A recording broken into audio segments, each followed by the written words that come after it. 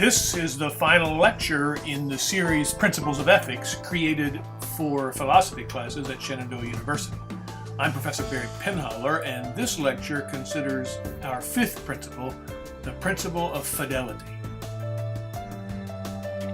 The principle of fidelity says that we should be faithful to our commitments and role responsibilities.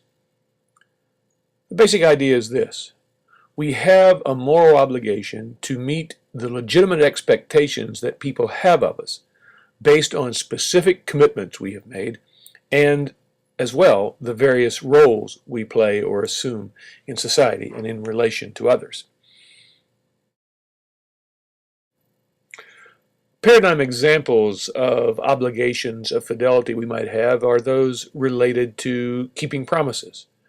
If we make a promise to another person, assuming the promise is to do something that is itself moral, then we have an obligation to keep that promise. Faithfulness in our marriages may be another classic or paradigm example of what fidelity requires of us, but also fulfilling our professional responsibilities. People have legitimate expectations of us based upon the professional roles we play. Keeping those professional responsibilities is a matter of fidelity. Understanding the principle of fidelity requires that we understand a distinction between what have been called general and special obligations. We've seen this already in terms of the distinction between general and special rights. The idea here is similar. General obligations refer to the moral responsibilities that all persons are thought to have toward all others. They are sometimes called impersonal because our personal relationship to a particular person is irrelevant with respect to these obligations. They're called impartial because we are not allowed any partiality or any preference for one person over another in fulfilling our obligations related to the principles we've talked about: non-maleficence, beneficence, autonomy, and justice. We have said these principles apply to all people and to all people equally. Special obligations are moral responsibilities that some particular persons have toward others with whom they have some particular relationship. So particular people have these obligations to particular others, not all people to all others. These are sometimes called role responsibilities or role-specific obligations. Now, the principle of fidelity is a general obligation in the sense that we should be prepared to meet all people's legitimate expectations of us based on whatever commitments we might have made to them or whatever roles we play in relation to them. However, our specific commitments and roles create obligations to certain people we don't have to others. So in that sense, fidelity points us towards special obligations rather than general ones. So think of this example. One should be willing to keep his or her promises to whomever they are made. One would be wrong to say, well, I'm not obligated to keep my promises to such and such a person because something excludes them from my moral responsibility. However, having made a promise to Guillermo, for example, that I didn't make to Joaquin, I now have obligations to Guillermo that I don't have to Joaquin. In that sense, fidelity points us towards special obligations. Or consider this: I should be willing to be a good professor to any and every person who might become my student. In that sense, my role responsibilities related to the principle of fidelity are general. They apply to everyone. However, having become your professor, I now have obligations to you that I don't have to other persons, to other students who are not in my class, to people who are not students at Shenandoah University. In that sense, my role responsibilities are specific or special. Dr. William F. May, formerly a professor of theological ethics at Southern Methodist University and other places, has define two models for understanding role responsibilities or professional responsibilities that are very helpful in terms of illuminating the nature of those responsibilities. He distinguishes between what he calls a contract model and, by contrast, a covenantal model for understanding role responsibilities or professional responsibilities.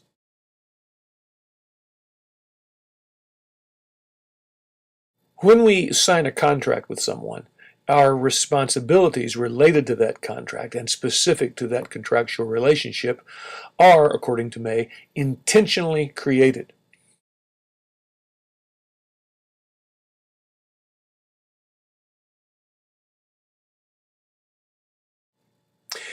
As such, one's obligations are specified by the agreement between the parties involved. Whatever the agreement was determines the exact shape of each party's obligations. In that sense, in a contractual relationship, one's obligations are clearly defined.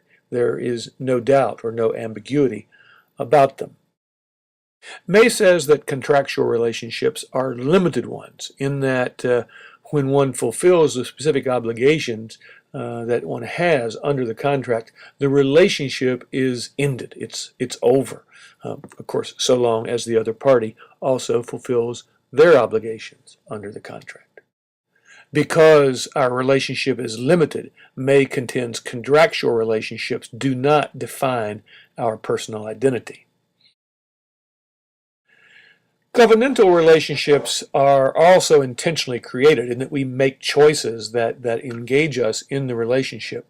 But here he says, May says, that the intentionality is less clear.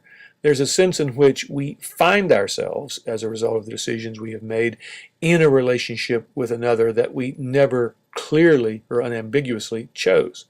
Now, the most important difference probably between contractual and covenantal relationships is that in a covenantal relationship, the obligations are not necessarily defined by the parties to the relationship.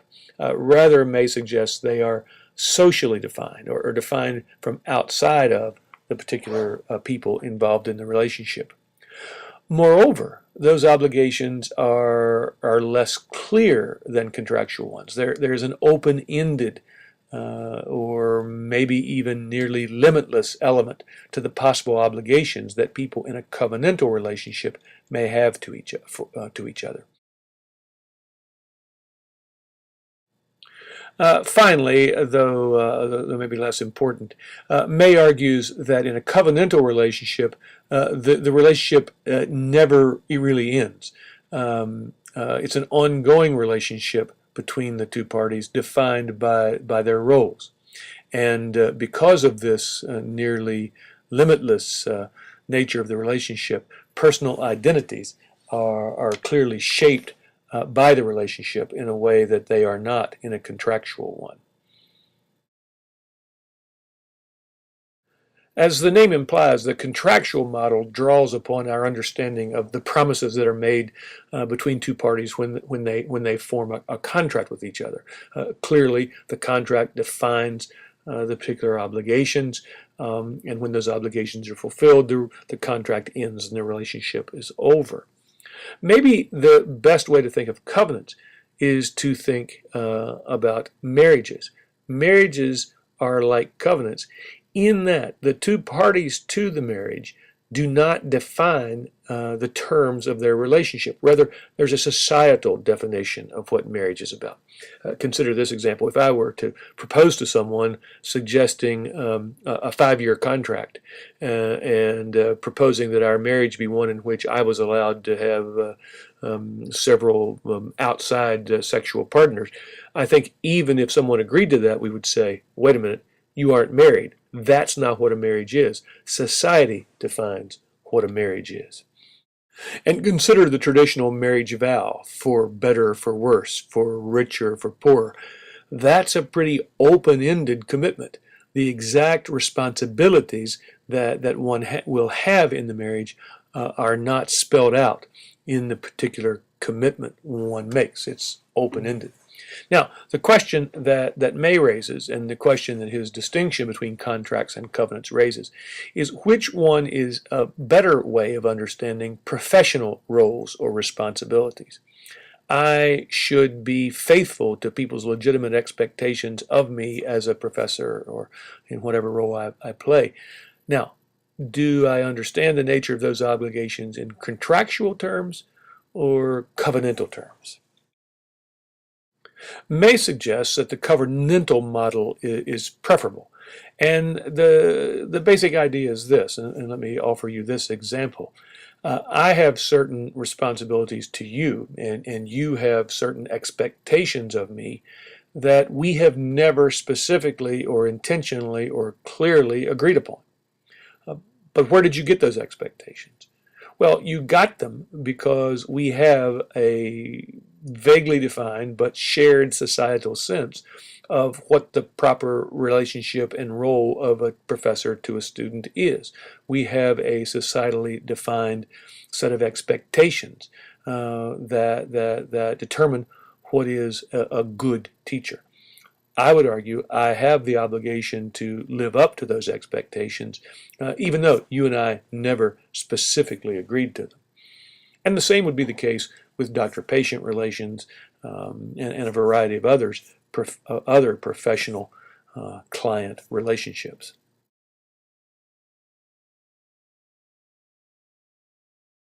Let's think now about an important issue you will need to keep clear, and that is the relationship or the way in which fidelity overlaps with the other principles, particularly with beneficence, autonomy, and maybe even non-maleficence. You should realize that the specific expectations we have of people because of their professional roles, something we tend to talk about in terms of the principle of fidelity, that those expectations are often with reference to behaviors that also honor other principles. Now, the question arises, do these relevant behaviors relate to fidelity or to those other principles? Let me make this proposal. If the obligation that to which we refer is one that a non-professional would not have, it's best seen as related to fidelity. If the obligation is named in the professional code of ethics, it's best to see it as related to fidelity. Typically, the codes and fidelity names behaviors specific to people in a particular role, even if that behavior could be seen as an expression of one of the other principles. Let's consider some concrete examples related to the principle of beneficence. You will recall that we have said that beneficence is a relatively weak or imperfect duty, or points to weak or imperfect duties, in relation to our duties of non-beneficence. Recall as well Beauchamp and Childress's claims about the obligation to help only actually becoming perfect, where, among other things, there is a minimal risk to oneself. But we've said we would legitimately expect the fireman to enter a burning building at risk to himself. We would expect the fireman to do that, even though we would not find an ordinary civilian. Similarly, we have a legitimate expectation that healthcare professionals treat persons with contagious and deadly diseases, even though that puts them at risk. We would not expect the ordinary person, maybe, to put themselves at risk in that way.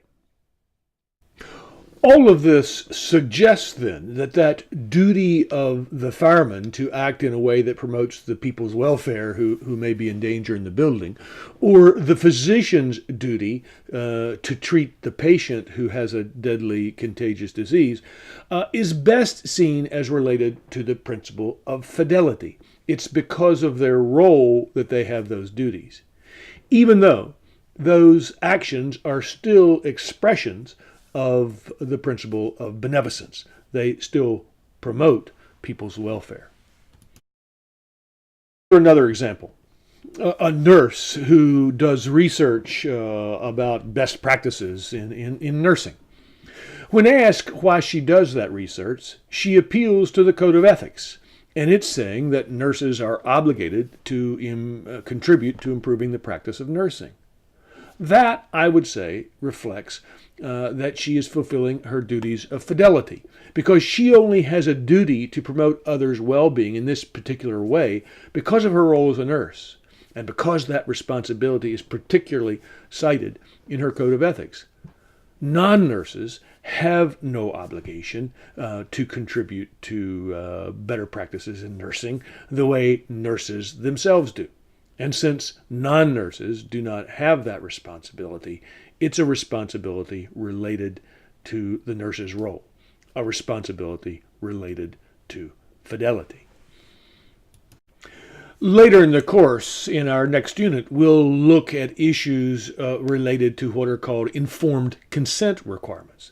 Healthcare professionals operate under a set of requirements that mean they must communicate understandable information to patients so that patients can make their own decisions. And then medical interventions, surgeries, therapies of various sorts, are only considered morally legitimate if patients have given their voluntary informed consent to those interventions. Now, the point I want to make here is that those informed consent requirements are best seen as related to the healthcare professional's role, and thus as matters of fidelity. Now, informed consent requirements are surely thought to be related to both autonomy and beneficence. They enable patients to exercise their self-determination in the medical context, and they promote the choosing of medications and therapies that best promote patient welfare. It is also important to recognize, however, that while all have a duty not to coerce or manipulate, responsibilities, right, clearly related to the principle of autonomy, the professional role creates the additional positive duty to actually act upon the informed decisions of patients. Similarly, while all have a duty not to lie, not to deceive people, the professional role creates the strong or perfect duty to educate and inform. So the point I'm making is the specific obligation that healthcare professionals have to act upon the autonomous decision of patients, the positive responsibility they have to inform patients, go beyond the typical obligations that a non-professional has. Those typical obligations are simply not to coerce or manipulate and not to deceive. But the professional must inform and must act upon autonomous decisions by patients. So if in a particular scenario or situation you're unsure whether to regard the behavior that's required or the behavior that's prohibited as related to fidelity or to another closely related principle, the question to ask yourself is this: is this an obligation shared by all people? An obligation to do or not to do something that all people have? Or is it an obligation that falls almost exclusively on professionals? If it's an obligation unique to those in professional roles, it then is an obligation of fidelity. This concludes our discussion of the 5 moral principles that will guide our reflections in this course. Non-maleficence, beneficence, autonomy, justice, and fidelity are concepts that help us make sense of and organize our moral convictions, those important beliefs that we bring to our lives as individuals, including our professional lives.